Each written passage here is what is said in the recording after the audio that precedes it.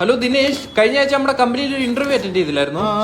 ആ പോസ്റ്റ് വേറെ ആൾ സെലക്ട് ആയിട്ടുണ്ട് കേട്ടോ, താങ്കൾക്ക് കിട്ടിയില്ല. എന്നാ കിട്ടിയാളെ വിളിച്ചു പറഞ്ഞാ പോരെ, എന്നെ എന്തിനാ വിളിച്ചു പറയുന്നത്? ഒരു മനസ്സുഖം, കാറിൽ ഇങ്ങനെ വെറുതെ ഇരുന്നപ്പോ നമ്പർ കണ്ടു വിളിക്കാന്ന് കരുതി. അത് ശരി, ഇപ്പൊ ഞാൻ എന്തിരി വേണം? ദിനേശ് ഇപ്പൊ എവിടെ നിൽക്കുന്നു? ഞാൻ ഇവിടെ ജംഗ്ഷനിൽ അവിടെ കാണാൻ കുഞ്ഞില്ലേ?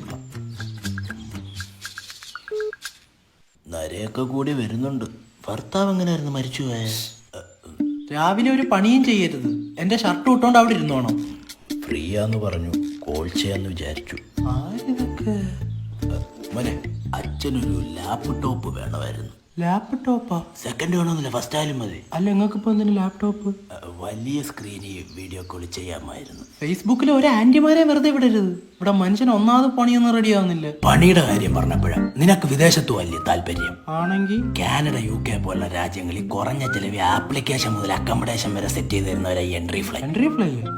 അവിടെ ഇപ്പൊ അഡ്മിഷൻ എടുക്കുന്ന ആദ്യത്തെ 100 പേർക്ക് ഫ്രീ മാക്ബുക്ക് കൊടുക്കുന്നുണ്ട്. പിന്നെ IELTS കോച്ചിങ് ഫ്രീയാ. അപ്പൊ മോൻ ചേർന്നായിരുന്നെങ്കിൽ അച്ഛൻ ആ മാക്ബുക്ക് കിട്ടിയേനെ. അല്ല, ഇതൊക്കെ ആര് പറഞ്ഞു തരുന്നു? ഫേസ്ബുക്കില് ജാൻസി, അവിടെ മോള് തൊഴിലേ പോയ.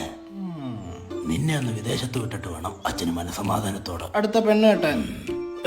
കണ്ണടയ്ക്കാനല്ല, എന്റെ കണ്ണി പൊടിയിടാൻ. അയ്യോ, ഇൻസ്റ്റന്ന് ത്രേസി വിളിക്കുന്നു. പോയിട്ട് വരാം. ഇതേതാ ഹണി ട്രാപ്പി തീരാന്?